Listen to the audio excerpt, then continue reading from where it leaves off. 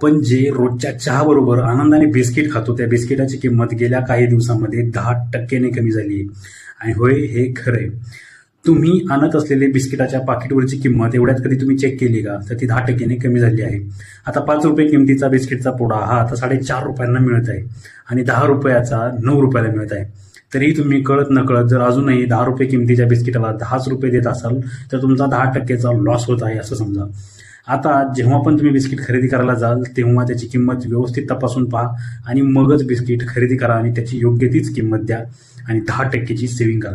आता हे सगळं शक्य झाले GST 2.0च्या रिफॉर्म्समुळे. आणि होय, पार्लेजीचे बिस्किट आहेत याच्यावरती या किमतीचा सगळ्यात जास्त चांगला परिणाम बघायला मिळतोय.